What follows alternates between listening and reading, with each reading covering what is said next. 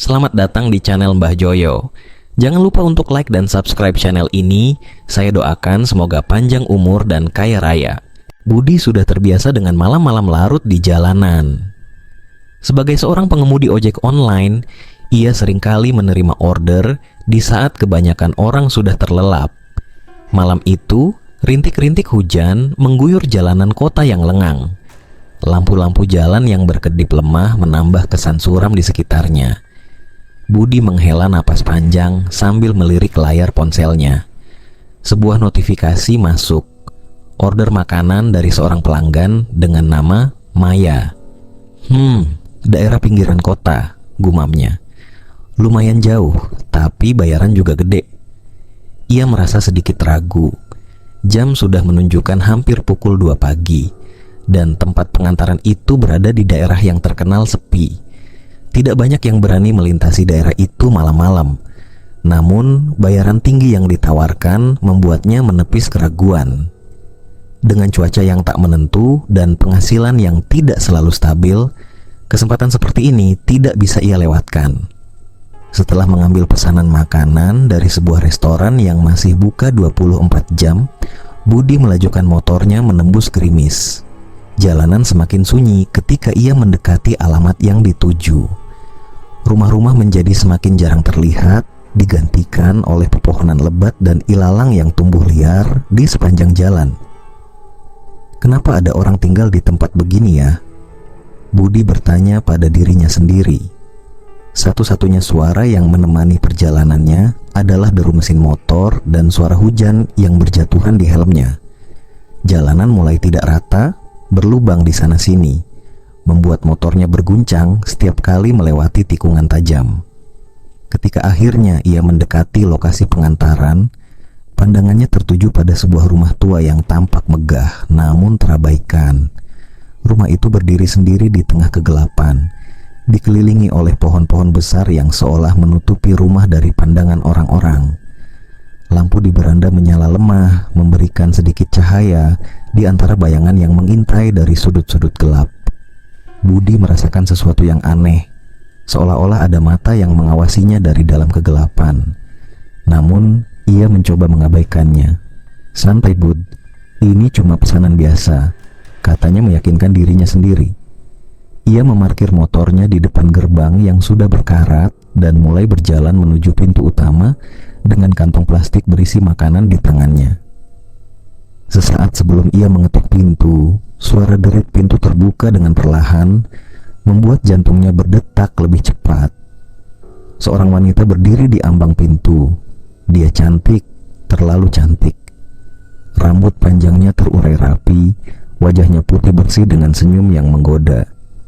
Baju putih tipis yang dikenakannya terlihat kontras dengan latar rumah yang kelam dan tak terawat.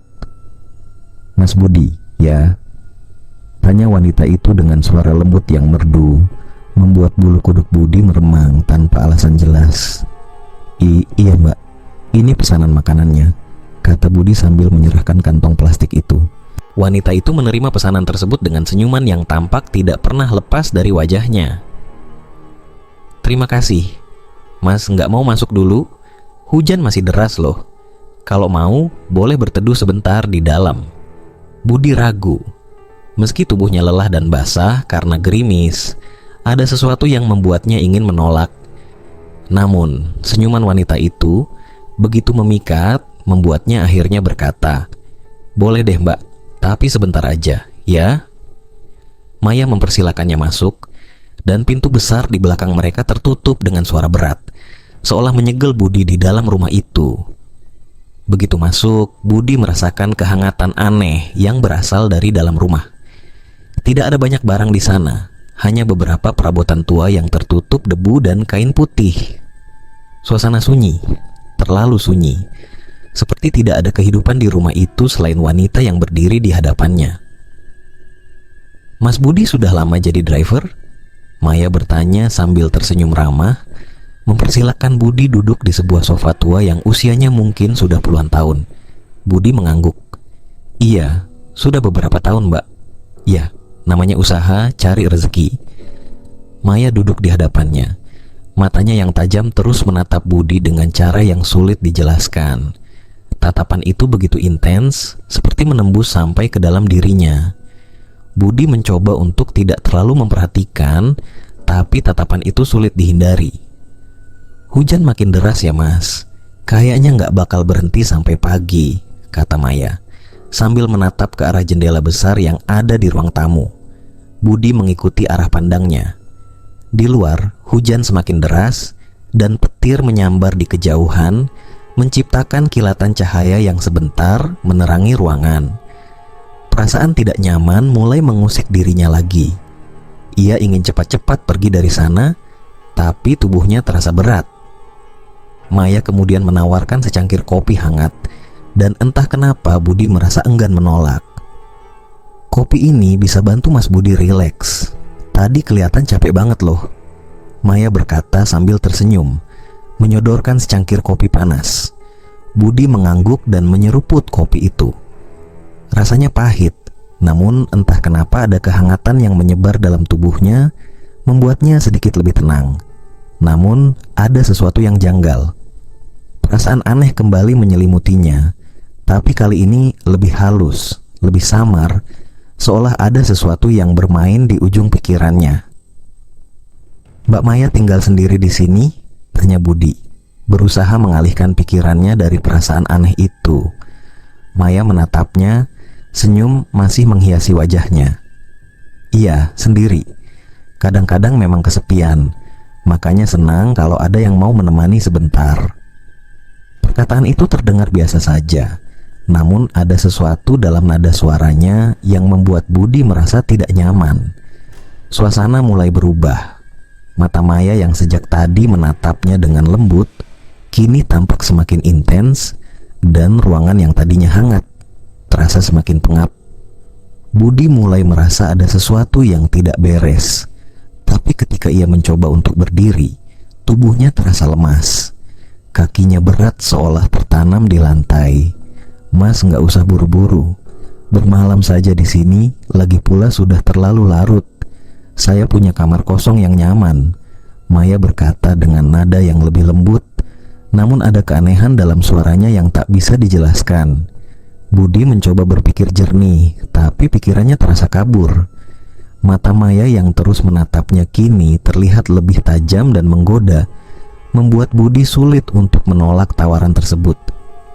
"Ya mungkin semalam saja," jawab Budi, hampir tanpa sadar. Budi merasa aneh setelah setuju untuk menginap di rumah itu. Entah mengapa, walaupun tubuhnya lelah, pikirannya penuh pertanyaan yang tak kunjung hilang. Rumah tua ini begitu besar, tapi kosong dan sepi. Namun, dia tak punya cukup kekuatan untuk menolak tawaran Maya yang begitu menggoda. Maya memimpin Budi ke sebuah kamar di lantai atas. Kamar itu terlihat cukup bersih dibandingkan dengan bagian rumah lainnya. Tempat tidur besar terletak di tengah ruangan, dan ada jendela besar yang menghadap keluar, memperlihatkan hujan deras yang terus mengguyur. Saat Budi melangkah masuk, dia merasakan hawa dingin yang aneh. Bulu kuduknya berdiri, tapi dia tak bisa menjelaskan kenapa.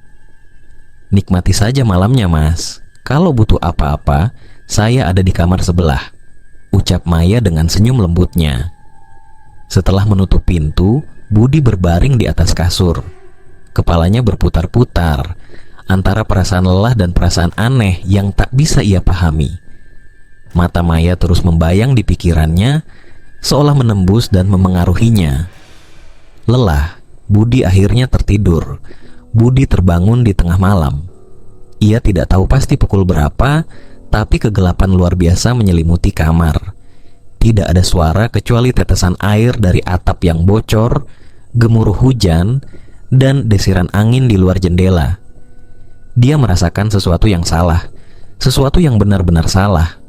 Dari sudut matanya, dia melihat ada bayangan di pojok kamar. Bayangan itu berdiri diam, tidak bergerak, namun bentuknya begitu jelas, seperti sosok seseorang. Jantung Budi berdetak cepat. Dia menahan napas, berusaha meyakinkan diri bahwa itu hanya bayangan dari pohon di luar yang terpantul oleh kilatan petir. Namun, bayangan itu tidak bergerak. Meski tidak ada lagi kilatan, dia menajamkan pandangannya. Bayangan itu semakin jelas, dan dia mulai bisa melihat rambut panjang yang terurai, mengilap dalam kegelapan, dan sepasang mata yang memandang lurus ke arahnya. "Memaya," suara Budi pecah dalam ketakutan. Tidak ada jawaban. Dalam hitungan detik, bayangan itu bergerak cepat, melesat ke arahnya. Sekejap saja, sosok itu sudah berada tepat di samping tempat tidur, dan kini ia bisa melihatnya dengan jelas. Itu bukan Maya, tapi sosok mengerikan dengan rambut panjang yang menutupi hampir seluruh wajahnya. Hanya menyisakan sepasang mata hitam pekat dan mulut yang terbuka dengan taring mencuat. Budi ingin berteriak, tapi tubuhnya kaku. Mulutnya terasa terkunci, seolah tidak ada satupun suara yang bisa keluar. Sosok itu perlahan mendekatkan wajahnya ke arah Budi, dan dia bisa merasakan napas dingin yang menusuk di pipinya. Kemudian sosok itu mulai tertawa. Tawa yang lirih dan mengerikan, seperti bisikan dari balik kubur. Budi merasa kepalanya berdenyut keras. Nyeri luar biasa menyebar hingga ke lehernya. Sosok itu kemudian membuka mulutnya lebih lebar, memperlihatkan gigi-gigi tajam yang siap mencabik.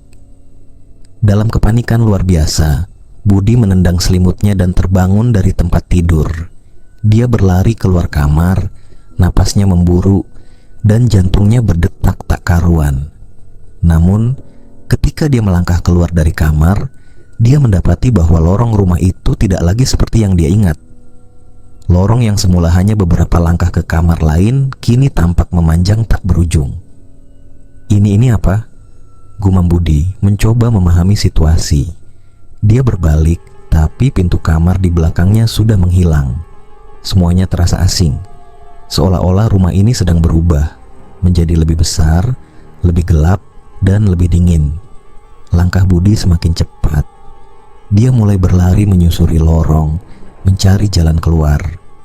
Namun setiap pintu yang dia buka hanya membawa ke ruangan kosong lain atau ke lorong yang tak pernah dia lewati sebelumnya.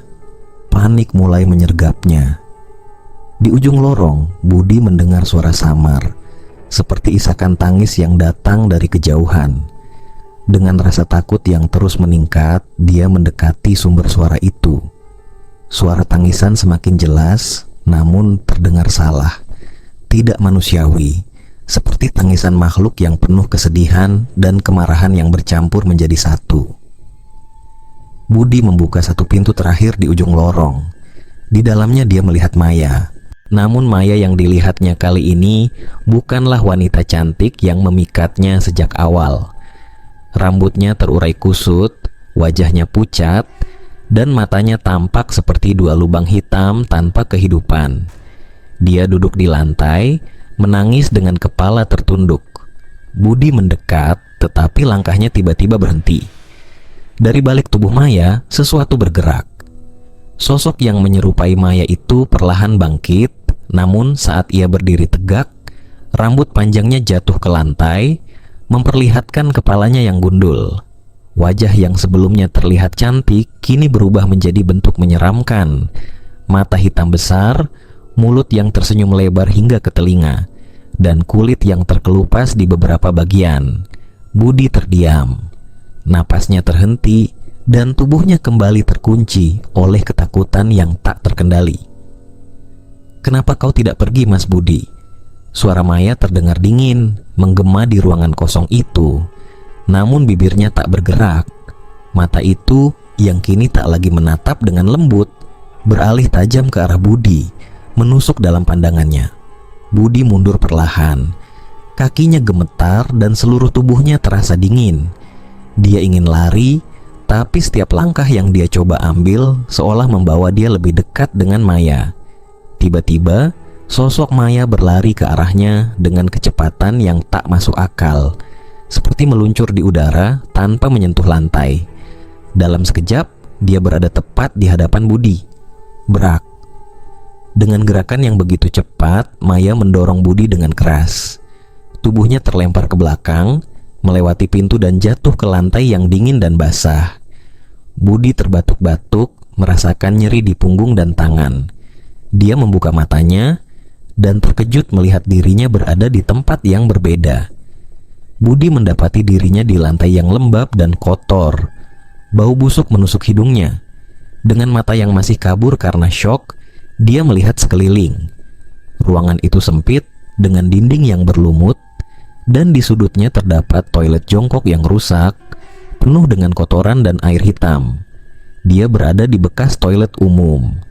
Salah satu dari toilet umum bobrok yang sering ditemui di pinggir jalan atau di dekat kali. Suara gemericik air kali yang kotor dan bau busuk yang menusuk menandakan bahwa tempat ini terletak di pinggir kali yang terlupakan. Budi merasakan detak jantungnya semakin cepat. Bagaimana dia bisa sampai di sini? Tadi dia berada di rumah Maya, dan sekarang dia terbangun di tempat yang begitu menjijikkan ini. Di luar toilet, cahaya dari lampu jalan yang berkedip-kedip samar-samar menerangi jalanan sepi yang terlihat tak berujung.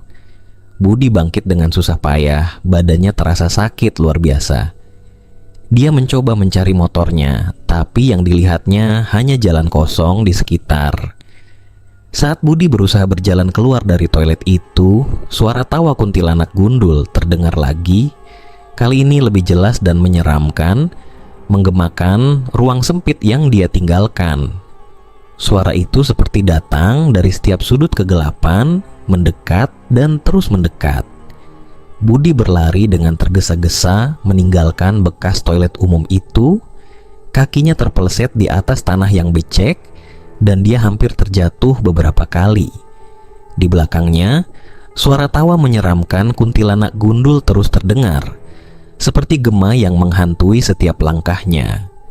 Napasnya terengah-engah, dan jantungnya berdegup kencang, seolah hendak meledak dari dadanya. Tidak ada jalan pulang, hanya kegelapan yang melingkupinya. "Kamu tidak bisa lari, Mas Budi." Suara itu terdengar lagi, kali ini lebih dekat, lebih mengancam. Tawa lirih yang menggema di dalam kegelapan itu membuat Budi kehilangan arah. Dia mencoba tetap fokus, mencari jalan keluar dari mimpi buruk yang nyata ini. Jalanan di pinggir kali terasa lebih panjang dan lebih menyeramkan daripada sebelumnya. Lampu-lampu jalan yang berkedip-kedip tak mampu menerangi dengan baik, hanya menciptakan bayangan-bayangan menyeramkan yang bergerak mengikuti setiap gerakannya. Budi terhuyung-huyung, hampir tersandung batu besar di tengah jalan. Dia mengerahkan seluruh tenaganya untuk berlari lebih cepat, tetapi bayangan gelap di belakangnya semakin dekat, seolah mengintai dari setiap sudut. Langkah kaki Budi terasa berat. Dia bisa merasakan tatapan tajam itu menempel di punggungnya. "Mas Budi, kamu belum bisa pergi." Suara itu menggema lagi, disertai tawa melengking yang membuat bulu kuduknya berdiri. Suara itu terdengar begitu akrab, seperti suara Maya yang ia temui di rumah tua tadi, namun dengan nada yang jauh lebih menyeramkan. Akhirnya, di kejauhan, Budi melihat sesuatu yang memberinya sedikit harapan. Sebuah jembatan kecil yang melintasi kali kotor yang mengalir di pinggir jalan. Di balik jembatan itu, dia bisa melihat samar-samar deretan rumah-rumah yang lebih terang, mungkin tempat yang lebih aman. Budi mengerahkan sisa tenaganya, berlari menuju jembatan dengan harapan bisa menemukan pertolongan di sana. Namun, ketika ia melangkah di atas jembatan kayu yang reot, tiba-tiba terdengar suara derak kayu yang pecah. Krek. Salah satu papan jembatan patah di bawah kakinya, membuat tubuh Budi kehilangan keseimbangan. Dia terjatuh ke bawah, menghantam dasar jembatan yang basah dan licin. Air kali yang keruh membasahi celananya, dan bau busuk dari air itu menusuk hidungnya. Seketika, dia merasa mual. Dia berusaha bangkit, tapi kakinya terjebak di celah papan yang patah. Sial, kakinya tak bisa bergerak. "Mas Budi, lihat di belakangmu." Suara Maya itu terdengar jelas, sangat dekat. Budi menoleh dengan perlahan, dan di sanalah dia melihatnya. Sosok itu, wanita cantik yang pernah ia temui di rumah itu, berdiri di ujung jembatan. Namun, wajahnya telah berubah mengerikan. Rambut yang sebelumnya panjang terurai, kini hilang sepenuhnya. meninggalkan kepala gundul yang mengilat dengan kulit pucat. Mata hitam besar yang kosong menatap Budi tanpa berkedip, dan mulutnya tersenyum lebar, memperlihatkan deretan gigi tajam yang mencuat seperti belati. "Kenapa kamu pergi, Mas? Bukankah kamu mau tinggal bersama aku?" Suara itu keluar dari mulut Maya yang kini sudah berubah menjadi sesuatu yang bukan manusia. Suara itu tidak lagi terdengar lembut, melainkan terdengar berat dan dalam, penuh ancaman. Kuku-kuku panjang di jarinya mencakar-cakar udara, seolah siap mencabik tubuh Budi kapan saja. Budi berusaha menarik kakinya sekuat tenaga, tetapi kayu jembatan yang rapuh semakin menjepitnya. Panik mulai menyelimutinya, sementara sosok kuntilanak gundul itu semakin mendekat. Bayangannya menutupi cahaya yang tersisa di jembatan, dan tawa melengking kembali terdengar, memecah kesunyian malam. "Jangan dekat," Budi berteriak, tapi suaranya teredam oleh ketakutan yang mencekiknya. Namun, sosok itu tidak memperlambat langkahnya. Dia terus mendekat, semakin cepat, semakin liar. Mata hitamnya menatap tajam ke arah Budi, seolah ingin merobek jiwanya. Saat jarak mereka semakin dekat, Budi merasakan udara di sekitarnya menjadi semakin dingin. Napasnya mulai terlihat, seolah-olah suhu di sekitar mereka tiba-tiba turun drastis. Hawa dingin itu menusuk tulang, dan Budi merasa tubuhnya mulai kaku. Suara kuntilanak gundul itu semakin kencang, semakin memekakkan telinga. Akhirnya, dengan kekuatan yang tersisa, Budi berhasil melepaskan kakinya dari jebakan kayu. Dia terhuyung-huyung bangkit, lalu kembali berlari dengan sekuat tenaga menuju ujung jembatan. Namun, baru beberapa langkah, dia merasa sesuatu mencengkeram lengannya dengan kuat. Ketika dia menoleh, dia melihat tangan pucat itu, tangan kuntilanak gundul, mencengkeram lengannya. Wajah menyeramkan itu kini begitu dekat dengan wajahnya. Bibir merah darah Maya yang menganga lebar, penuh dengan gigi tajam yang bersiap mencabik tubuhnya. Budi ingin menjerit, tapi tidak ada suara yang keluar dari tenggorokannya. Wajah kuntilanak gundul itu semakin dekat, napasnya dingin dan bau busuk menusuk hidung Budi. Dia bisa merasakan gigi tajam itu hampir menyentuh kulitnya. Namun, di saat-saat terakhir, suara keras dari kejauhan menggema. Suara sirin ambulans yang mendekat dengan cepat. Kilatan cahaya biru dan merah terlihat di balik jembatan. Suara itu menghentikan sejenak gerakan kuntilanak gundul, membuat cengkeramannya sedikit melemah. Budi tidak menyia-nyiakan kesempatan itu. Dengan sisa tenaga yang tersisa, dia meronta dan berhasil melepaskan diri. Dia berlari secepat yang dia bisa, meninggalkan jembatan itu dan terus menuju cahaya yang semakin mendekat. Suara sirine yang semakin jelas memberikan sedikit harapan di tengah teror yang ia rasakan. Namun, bahkan saat Budi melarikan diri, dia tahu bahwa ini belum berakhir. Kuntilanak gundul itu tidak akan berhenti memburunya. Budi akhirnya tiba di pinggiran kota. Dia terengah-engah, tubuhnya lemas, dan pakaian basah kuyup karena keringat dan air kali yang kotor. Sirin ambulans terdengar semakin dekat, dan tak lama kemudian, sebuah ambulans berhenti di depan sebuah rumah tua di ujung jalan. Namun, bukan Budi yang mereka kejar. Ambulans itu berhenti di depan rumah yang tampak rusak dan tak terurus. Rumah yang sama seperti yang Budi ingat. Rumah di mana Maya tinggal. Budi tertegun. Bagaimana mungkin dia berada di sini lagi? Dia jelas-jelas melarikan diri jauh dari rumah itu. Pikiran Budi berkecamuk. Apakah semua ini hanya mimpi buruk yang berulang? Ataukah dia terjebak dalam lingkaran teror tanpa akhir? Dia ingin berlari lagi, tapi tubuhnya terasa sangat lelah. Saat Budi menatap rumah itu, pintu depan perlahan terbuka, dan di sana berdiri sosok Maya yang sama. Senyum itu kembali, kali ini lebih lebar dari sebelumnya.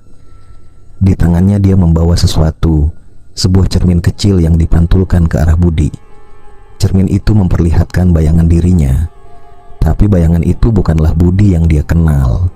Di dalam cermin, Budi melihat dirinya sendiri, tetapi bukan manusia. Wajahnya memudar, seperti yang terjadi pada Maya. Rambutnya hilang dan kulitnya mulai terkelupas. Dia menatap horor ke cermin, menyadari kebenaran yang mengerikan. Dia sudah menjadi bagian dari dunia maya, terjebak dalam kegelapan abadi, tanpa jalan keluar. Dengan begitu, cerita ini mencapai akhir yang mencekam, di mana Budi terperangkap dalam lingkaran horor tanpa akhir. Kuntilanak gundul yang menghantuinya ternyata lebih dari sekadar makhluk gaib. Ia adalah bayangan masa depan Budi sendiri, yang akan terus menghantui sampai Budi sepenuhnya terserap ke dalam kegelapan. Terima kasih bagi yang sudah like dan subscribe channel ini. Semoga kebaikan dan kebahagiaan serta rizki berlimpah selalu menyertai.